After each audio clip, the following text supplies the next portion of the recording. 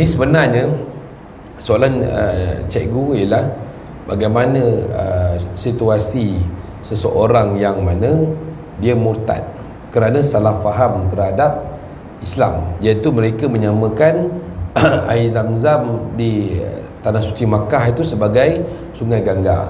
Kemudian Hajarul Aswad yang ada pada Kaabah itu digelar sebagai dewa Sivalingam dan sebagainya.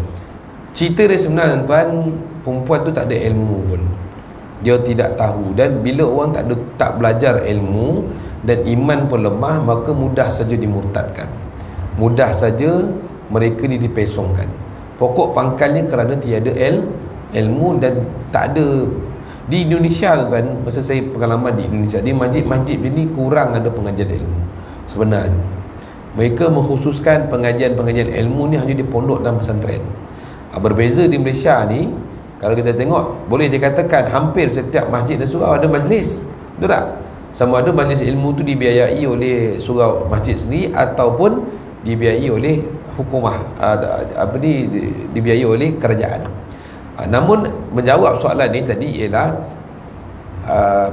orang daripada pemuda Hindu tadi itu sebenarnya mendatangkan suatu hujah yang tak kukuh pun. Bayang tuan-tuan, punyalah jahil perempuan tadi sehingga hujah yang tak kukuh yang macam tu pun dia boleh terima. Nampak tak? Bermakna mereka ada kita lihat di situ ialah keciciran dalam ilmu lah. Tidak belajar ilmu dan sebagainya menyebabkan dia mudah terpesong. Boleh dikatakan tuan-tuan, saya ni bukan cerita kakak yang Indonesia ni saja. Saya ni alhamdulillah lah, Masya Allah, terlibat dengan sahabat-sahabat klien-klien saya daripada orang yang terlibat dengan dadah. Bayangkan tuan-tuan, orang yang pernah mengaji sekolah agama dan sebagainya, duduk pondok, terlibat dengan dadah, syahadah pun tak tahu. Bayang, ngaji pondok. Ada satu orang bergelar keluarga yang baik, nasab dia bagus, saya tak sebut nasab siapa, pun terlibat dengan dadah dan tak tahu pun syahadah-syahadah, selawat-selawat kata Nabi semua tak tahu. So semayang pun tak erti, kunut pun tak erti. Ini tuan-tuan belum cerita murtad, ini baru cerita yang asas. Kalau yang ini pun keciciran, bagaimanakah bila datang itu yang datang ada satu orang lelaki berpewatakan wanita tu, bila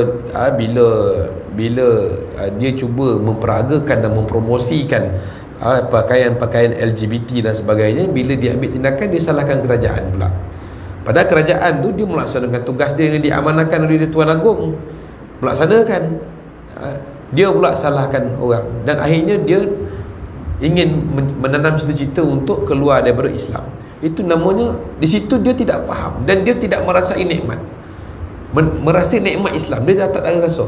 Kita ni tuan, kalau terlambat semayang pun dah bulu larau dah. Alamak, dah pukul 3 dah ni, betul tak? 3 petang kita pun dah kelang kalibut dah, nak pergi ambil mandi, cebok lah, ambil uduk.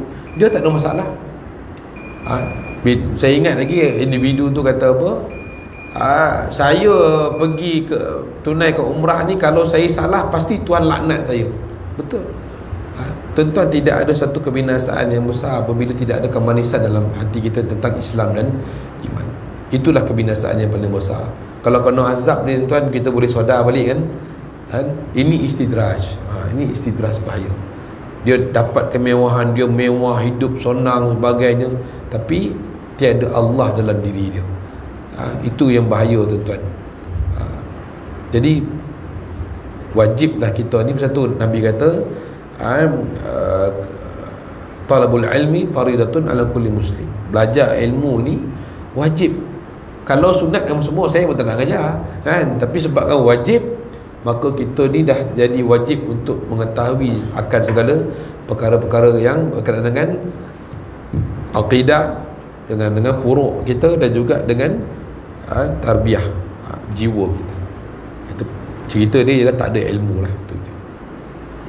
Dia sebenarnya dalam Islam, dia masih dalam keluarga Islam, dia masih Islam. Pasal tu kita, kerajaan boleh mengambil apa tindakan atas dia kerana dia Islam.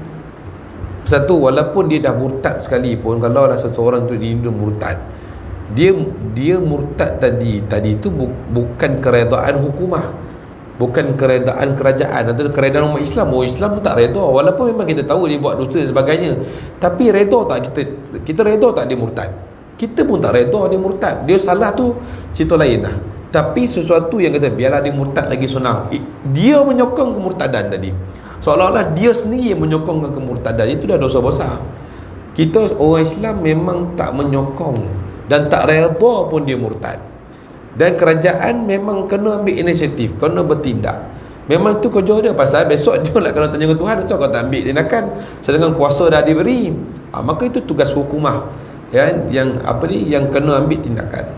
Dia nak tukar agama lain pasal agama lain agama lain tidak menyokong. Mana agama yang segi moral tuan, bukan segi akidah, segi moral tak ada agama pun menyokong demikian kecuali agama Hindu.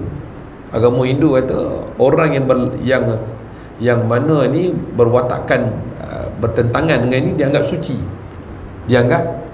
Satu orang jadi pondan dan sebagainya, itu tak ada masalah. Saya pergi India, tengok berapa ramai pondan, bagi dia tu macam orang suci, tak ada masalah. Pasal dia tak ada akal, dia penyakit, jadi orang anggap tu macam tak ada apa lah. Tapi kita tidak. Kita, orang yang sakit tu perlu dirawat. Orang sakit tu dirawat dan dibaiki, dan boleh dia manfaatkan diri dia dalam mentaati perintah Allah. Dia punya dosa tuan-tuan, dia punya perbuatan, bukan dosa lah, perbuatan itulah mempromosi dan memperagakan pakaian, dan juga dia punya mempromosi pakaian dan juga menggalakkan LGBT lah. Sebenarnya tu yang ditangkap. Itu dalam perkataan dia begitu.